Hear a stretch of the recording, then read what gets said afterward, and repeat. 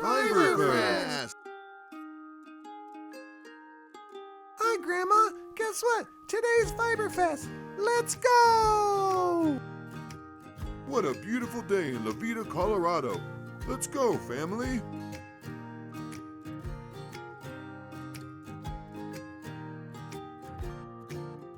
I just love finding out about fabric. Grandma, look at all these wonderful wool. Taos Wools is some quality stuff. Hey, Joe, what do you know? Hi, I'm Joe Barry with Taos Wools. I'm a yarn company based out of New Mexico, right north of Taos. I hand dye all of the yarn you see behind me. Cool! I have a store in Arroyo Seco on the way to the Taos Ski Valley where we teach weaving classes. I have a gallery. I represent 11 local weavers, and I also have all my yarns for sale. Cool! The big bulky weight here is my rug yarn. It's great for knitting, crocheting, but we specifically use it in our rugs when we do custom rug weaving at my shop. I also have a finer tapestry weight yarn, and that is the local Churro sheep's wool. And then I have a garment yarn, which is a bit softer, meant to be against the skin for knitters, crocheters. Also can be woven with as well. Just depends on what texture you would like. So these colors are a secret family recipe. They're called tweeds. I put them through 4 different dye baths to get that color effect. They work up into beautifully irregular patterns, my if that makes goodness sense. They don't gracious. fool. So, yeah. This is a scarf that is woven with my gunmetal color. So you can see how the colors spread out. This is a woven example. Like I said, you can knit with this. It's geared towards knitters, but it also weaves up wonderfully as well. Well, all my yarns are online at taoswools.com, and I will be having a festival in Taos in October, which will feature 20 local vendors. You can check that out at taoswoolsfestival.com as well. The big date for that is October 7th. So my name is Rowan, and I started washing and stuff at the age of 4. Cool! How do you wash wool? You basically grab a tub, your wool, dish soap, and like something to hold the wool in. And then you grab dish soap and water. You basically just let it sit in there for a couple hours until all of it is out.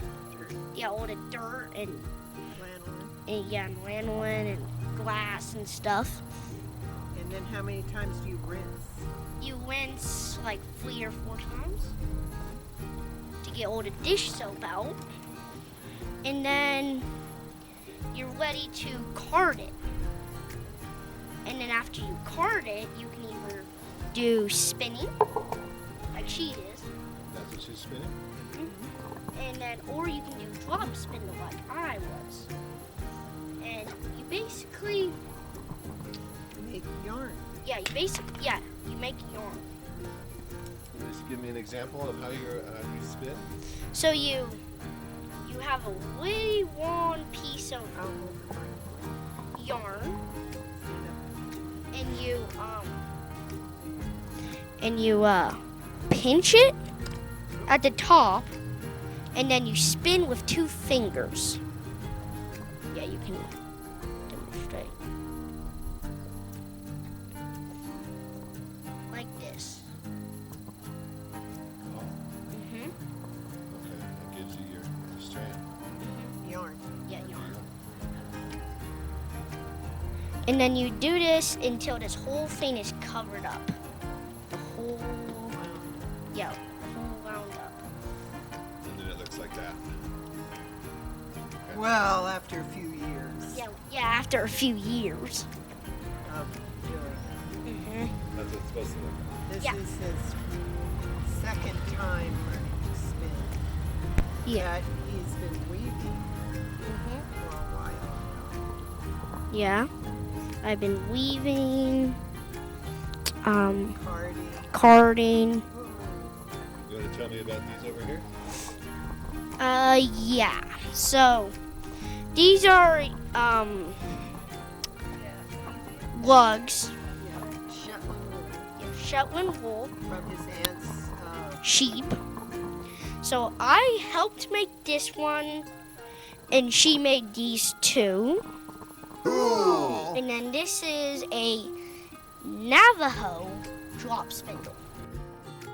Fiberfest is all over town at more than 4 locations. Let's check out this building and visit Sandy Dolak. Good afternoon. Sandy Dolak down here in Levita, and we're having our craft and fiber festival. It's a beautiful day in Levita for the first time in I don't know how many years when we've been trying to do this and got snowed out, winded out, weathered out. So we had everything indoors this year. Have some really neat vendors with some really, really neat things. Some fiber things, some not fiber things. These are my friends from Fort Garland, and she does beautiful, beautiful work. Do you want to see some of the pretty things? Or yeah. Cool. What's your favorite? Well, this is my favorite. Many of you know that I love doing culture embroidery. And this is a jean jacket that Teresa's done in culture embroidery. Cool. Great vest. A tabard. This is actually called a tabard. Great shawls. Ponchos. This is so cute because the yarn makes it look like it's got little flowers. She does beautiful jewelry and just a wealth of warm things, which other years that we've done this, we needed warm things. Look at this. Is this too cute? For those of you that are Sock Monkey fans, he just got a wealth of things. So she is in the building at 225 South Main. For those of you that are from Wolfenburg and Levita, it's the old title building. That's what we always call it. And come down, really, really neat stuff, really neat display. And they bring their dog with them too. This is important. So, and we've got woodworking things. We've got beautiful hand-turned bowls, cutting boards. Oh, you do the pins. Yeah. Knives. See, wood stuff.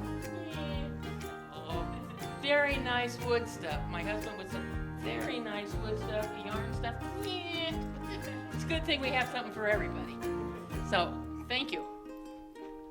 Sandy again, and we're still in the building at 225 South Main. It's on the corner of Francisco and Main Street, the old title building. And this is my friend Phyllis Torres from Honey. She makes the cutest darn stuff.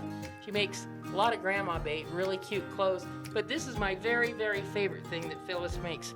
I think this is where Phyllis and I first met. It was over the bunnies. So, haven't seen these around for a long time. She makes these adorable bunnies. And here she's all dressed up to go to church. The bunny's all ready, all fancy. But then when she comes home, she's such a tired little bunny, and she's got her nightgown on. So we have upsy-downsy bunnies. I had upsy-downsy dolls when I was a kid. I made upsy-downsy dolls for my kids, and Phyllis is carrying on the tradition. The amount of time and work she puts in these with the lace and the rickrack and the ribbon, bless her heart. And they're so reasonably priced. She does a lot of crochet. Sandy, who loves pigs more than she loves lots of other things. Pot holders, Afghans, quilts, baby clothes, more cute quilts, just the neatest stuff. I know where Phyllis and I became acquainted, and this tells you a lot about Phyllis. We were wanting to do some memory bears for hospice. That's where we became acquainted. Yeah. And Phyllis has done memory bears where you take clothing of a loved one and turn it into a teddy bear so that you can have something to hug out of a shirt or some garment. And how many did you make for St. Jude? She made hundreds and hundreds that she donated to St. Jude's Hospital. She does such beautiful work, and she does so much from her heart. Come do something from your heart and your pocketbook for my friend Phyllis. Thank you.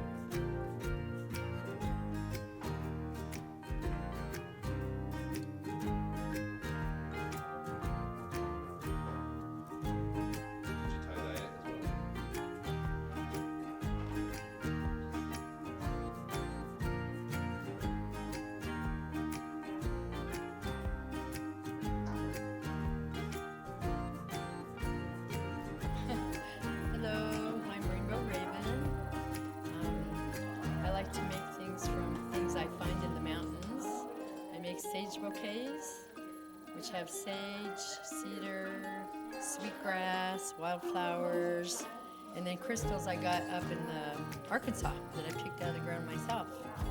So that's one thing. I have California white sage. I usually have sweetgrass, but I sold it all. So I order sweetgrass by bulk and then I tie it. Porcupine quill earrings. I have all kinds of porcupine quill earrings, and I'm now learning how to fold them, which is nice. So I don't have any of those yet, but I will. How many times have you poked yourself?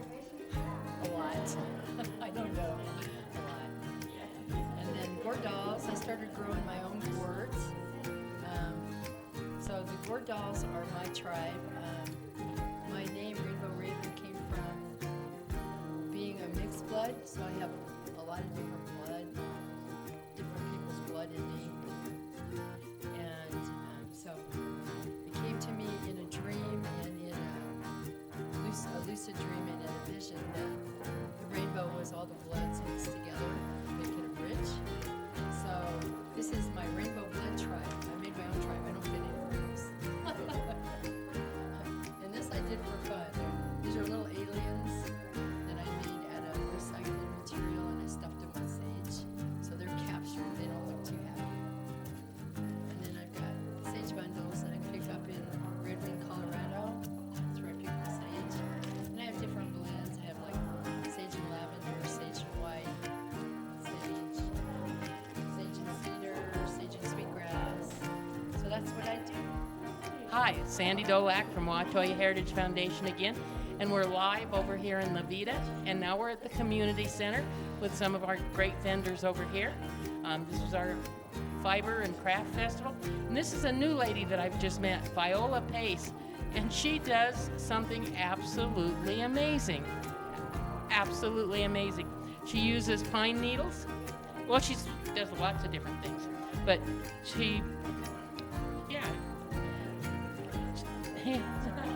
so anyway, she does these pine needle sculptures. They are incredible. Is that just the neatest thing ever? And look at the centers. I've never seen anything like this. I've been around a long time and seen a lot of neat stuff. And she uses ponderosa pine and pine needles right from here. So these are taking home a piece of Huerfano County. Look at this. Is this gorgeous? And it's functional. I can't imagine how she does this. She does it with with fingers. So anyway, and Viola not only does this, I understand that she does wonderful paintings, acrylic paintings. Hold up your little thing and that you're, yeah. This is how this all starts, believe it or not.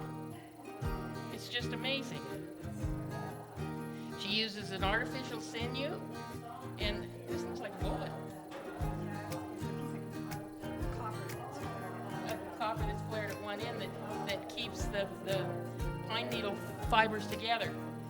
And it's a weaving technique. It's coiling. Yeah.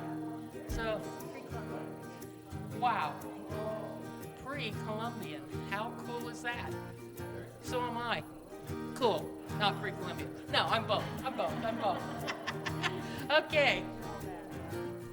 And then this is some of the stuff that we're just doing for Watoya Heritage Foundation. You know, I peddle my cookbooks. I'm down to my last cookbooks. And our great Pinon coffee from New Mexico. Try it. You're going to really, really like it. And cookbooks and the coffee are both $20, and that money all goes straight to Watoya Heritage Foundation so we can do more things like this. And then I'm going to give you a plug for something else. This was brought to me today. We're doing a project in conjunction with the library in Walsenburg that my abuelas, the grandmothers, are making crocheted or knit or fiber scarves for little animals. We're going to have them at the library on the 29th of June. We're having a teddy bear picnic, and The little animals will sit on top of a book. The kid who chooses a book, if he reads it to somebody, he gets to keep the animal. And a friend of mine from Loveland knows how I love pigs. She crocheted this for a pig to go to the library. So I think he'll have to sit on Give a Pig a Pancake book. So a plug for something coming up June 29th. Everybody's invited. Come let a kid read to you. This is a win-win all the way around. Okay.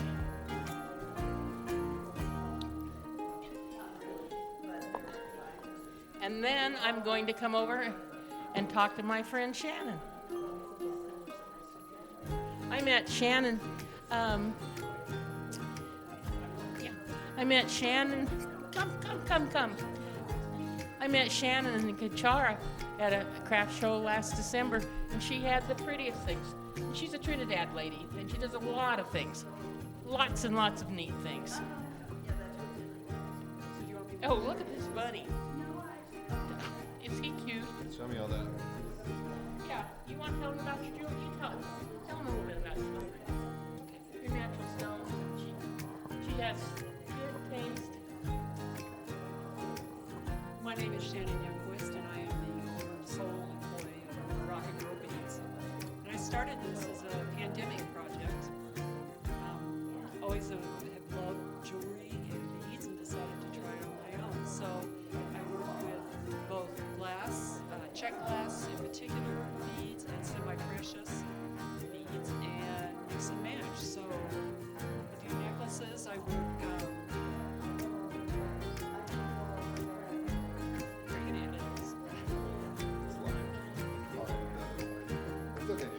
okay. Anyway, so I've got necklaces, different types and sorts. Good assortment of bracelets, ankle bracelets. These are all semi-precious stone. A lot of earrings. One of my biggest sellers are bracelets. People really like those. And I also do knits. So you can buy dish towel and hand towel sets, as long as individual dish and washcloths.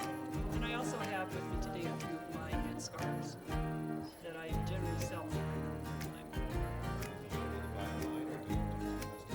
They're not. I just do festivals. Farmers market in Trinidad, several times during the summer. That sort of thing.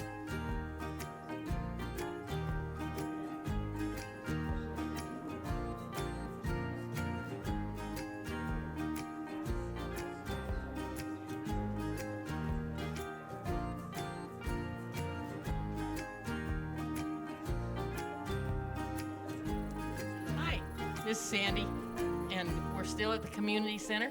This is my friend Shirley from Trinidad, another one that I met in Kachara at the Christmas craft fair up there, and she had the neatest things, and she's the neatest lady. Transplant to Trinidad, she's an archaeologist, you know, and I love that. So she does a lot of things that I really appreciate. And this was, I think, if I remember correctly, kind of your COVID, let's not go crazy during COVID project. I got into making resin. Yeah, started doing really neat resin kinds of things. And she called her business Buffalo Sage, which is really cute. It used to be Buffalo Girls, but as she aged, she thought being a sage might be a better than a girl. So it's Buffalo Sage. So I love everything about Buffalo Sage. And she does felted things, these little felted critters. Are these too cute? What are they? Molds. Yeah, dry needle felting. And then, look at the gnome. Too cute. Then lots of things here with the rosin and some cool earrings. Neat things in the rosin art. She just got really good at pouring rosin and putting cool things in it. This with pansies. Pansies are such a neat. Violets. Oh, violets. And I grow flowers from everything. And then your meditation kits. We have a medication kit. So I make the incense. I make the incense. I make 3 types of incense usually.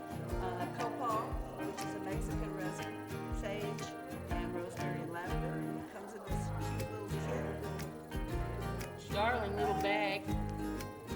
So yeah, And charcoal. And do you tell me which one I need for which day I'm at? If I'm frazzled? If come on. So my day, the day which I'm feeling frazzled? Copal? Oh, yeah. I really like copal. Okay, really.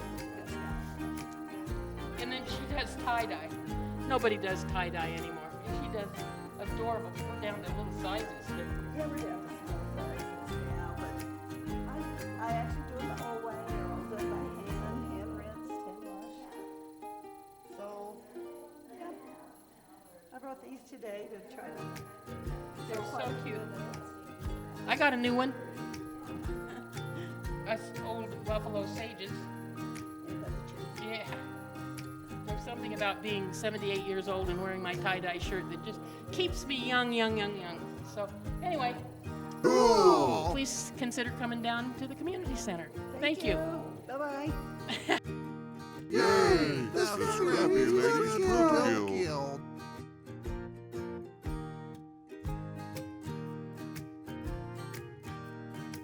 Today we're here doing a demonstration. We have several stations set up and showing people how to do different techniques.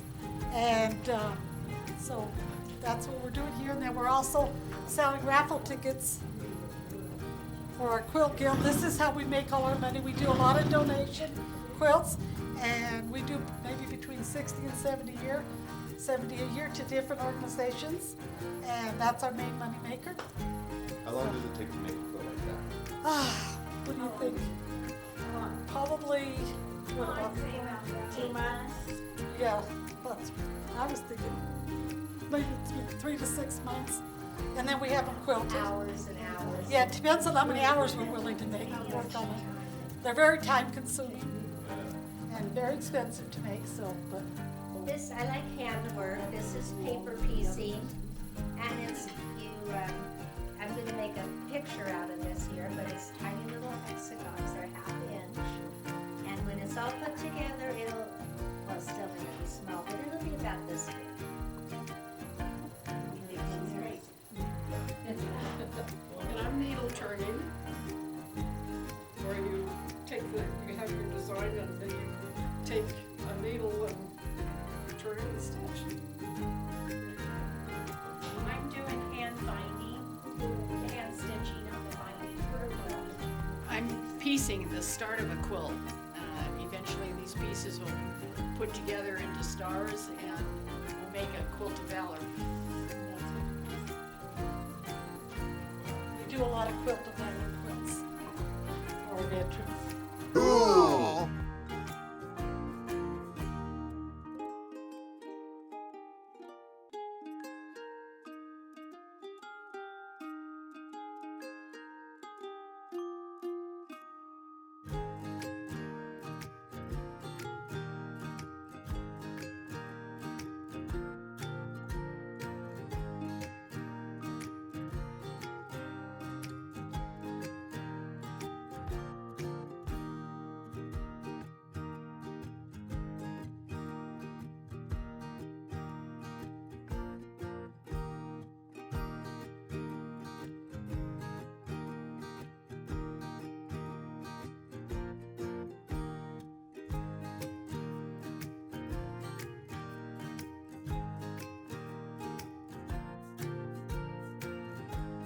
Team is here at Fiberfest. Fiberfest.